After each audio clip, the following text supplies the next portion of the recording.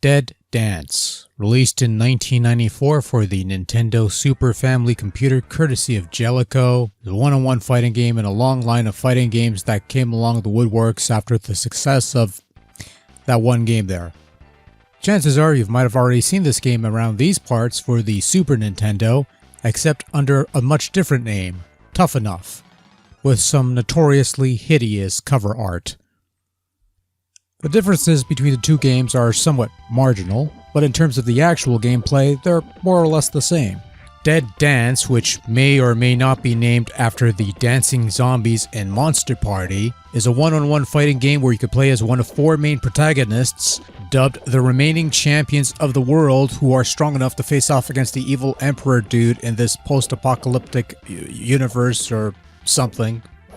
The game has three modes of play: the main story mode, a versus mode against a computer opponent, or a versus mode against the second player. The story mode's unique because you pick a fighter and you fight all the other fighters, including the numerous boss fighters. But as you progress, your character grows stronger, and this is reflected in their attacks, which change in their animation and effectiveness. So you're basically growing stronger as you win fights. In a bit of rarity, Dead Dance is one of the few fighters to sport a password system, allowing you to continue where you left off in your journey.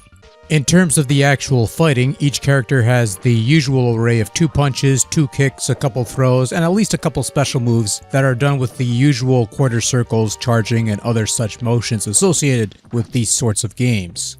The timing for inputting these moves are somewhat inconsistent. Sometimes they work as well as you'd expect, and sometimes they don't. So it's not always the smoothest in terms of planning your attacks, but otherwise, control is fine for the most part as it functions like a typical fighting game would. The face buttons serve as your normal attacks and the triggers see little to no use depending on your button configurations set in the options. The game has a couple neat ideas going for it. Like I said, the story mode has your fighter growing stronger as you defeat your foes, with upgraded special moves along the way. And these moves do feel more powerful than what you start off with. It's not just for looks or arbitrary stat increases. It's a rather unique idea for the time, and you could actually access these upgraded abilities through a hidden option menu in the versus mode with a code. You'll have to look that up because I don't remember what it is. But I thought it was a nice little unique idea for the time, seeing your fighter grow stronger as you progress through these fights.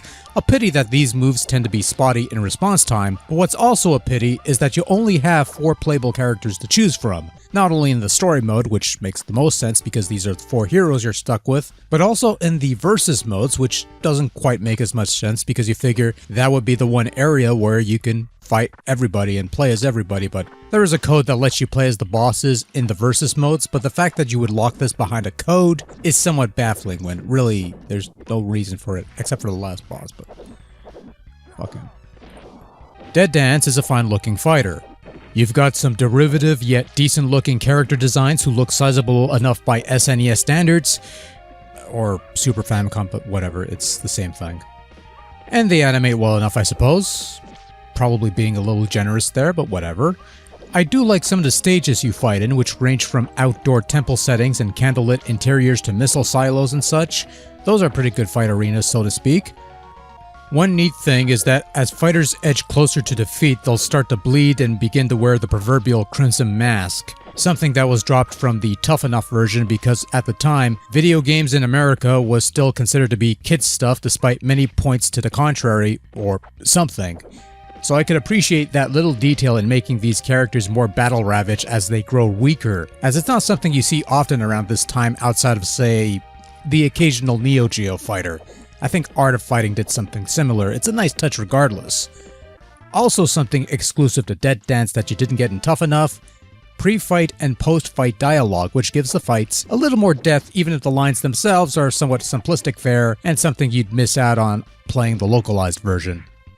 Sound is also fairly solid. You've got your usual sound effects of punching, kicking, impacts and such. They sound fine even with a pint of echo that you could sort of hear.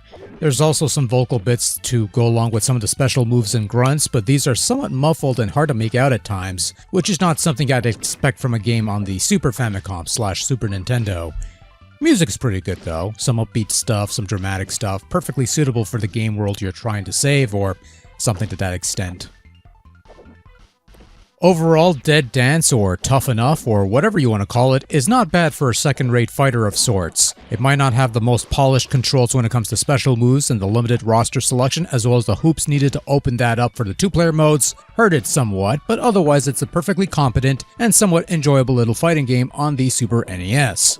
Whether it's the original cart, the import, that Brawler collection that Retrobit released a few years back, I think it might even be on the Nintendo Switch Online Service gimmick, the SNES thing, but after playing both versions, I think I prefer the Dead Dance version simply due to it being a more complete package, despite the omissions being somewhat minor in the long run. Still, either way, this game is perfectly acceptable fighting game fare, and probably worth a shot or two.